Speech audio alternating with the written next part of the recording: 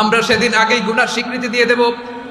আমরা বলবো, আল্লাহ তুমি প্রশ্ন করার আগে তোমার একটা কথা বলি, আমারে কিছু জিজ্ঞেস করো না, আমি সব করেছি। এমন কোন পাপ নাই যে পাপ আমারে দিয়ে হয় নাই। তোমার রহমত দিয়ে তুমি জান্নাতে পাঠাবা, তোমার দয়ায় জান্নাতে যেতে চাই, আমল দিয়ে না। পারবেন বলতে? কিয়ামতের দিন আমরা বলবো, আল্লাহ আমার আমল দিয়ে জান্নাত চাই না, আমি তোমার দয়া দিয়ে জান্নাত চাই। তোমার দয়া ছাড়া আমার কোনো উপায় নাই।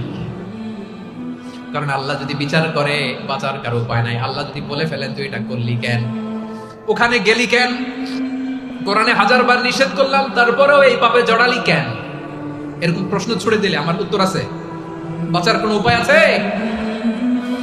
রোজ হাসরে হে আল্লাহ আমার করুণা বিচার, করুণা বিচার, বিচার চাহি না তব দয়া চাই হে গুনাহগার, করুণা বিচার। আপনার আমল দিয়ে জান্নাতে যাবেন? কি দিয়ে যাবেন? আল্লাহর দয়া দিয়ে। আল্লাহর রহম আর দয়া ছাড়া কেউ জান্নাতের চেহারাও দেখতে পাবে না।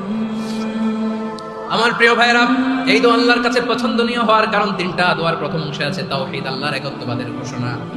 এই দোয়ার দ্বিতীয় অংশ আছে তাসবিহ, আল্লাহর প্রশংসা সূচক বাণী। এই দোয়ার 3 নাম্বার অংশ পাপের স্বীকৃতি। তাহলে আমরা সবাই গুনাহগার। আমরা আল্লাহর কাছে পাপের স্বীকৃতি দিয়ে বলবো, ও আল্লাহ ইন্নী কুনতু মিনাজ জালিমিন, আমরা জুলুম করেছি, পাপ করেছি, অন্যায় করেছি, আল্লাহ বুঝতে পারি নাই, শয়তানের ওয়াসওয়াসায় পড়ে, বন্ধুর পাল্লায় পড়ে, নফসের খায়েশ মেটাতে যে আল্লাহ করে ফেলেছি। তুমি গুনাহ না মাফ না করলে আমাদের গুনাহ মাফ করার দ্বিতীয় কেউ নাই। ঠিক কিনা বলেন?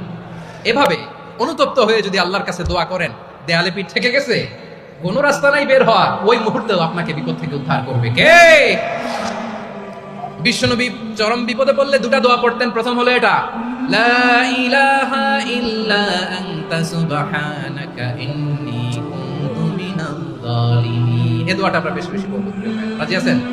সবাই আওয়াজ করে পড়ুন ইনশাআল্লাহ। আমার প্রিয় ভাইয়েরা, বিপদে পড়লে বিশ্বনবী আরো একটা দোয়া পড়তেন, লা ইলাহা ইল্লাল্লাহুল আযীমুল হালিম, লা ইলাহা ইল্লাল্লাহু রাব্বুল আরশিল আযীম, লা ইলাহা ইল্লাল্লাহু রাব্বুস সামাওয়াতি ওয়াল আরদি ওয়া রাব্বুল আরশিল কারীম। এই যে বললাম, রেকর্ড হয়ে গেছে। এখন তো আর ইনস্ট্যান্ট মুখস্থ না হলো, পরে মুখস্থ করে নেবেন। আল্লাহ ছাড়া কোনো উপাস্য নাই, তিনি সুমহান, মহা সহিষ্ণু। আল্লাহ ছাড়া কোনো উপাস্য নাই, তিনি সুমহান, আরশের অধিপতি। আল্লাহ ছাড়া কোনো উপাস্য নাই, তিনি আকাশের মালিক, জমিনের মালিক, তিনি সুবিশাল, আরশের অধিপতি। সুবহানাল্লাহ পড়েন এই দোয়াটা। কেউ যদি পড়ে যদি এর ওসিলা করে দোয়া করে, তাকে বিপদ থেকে মুক্তি দেয় কে?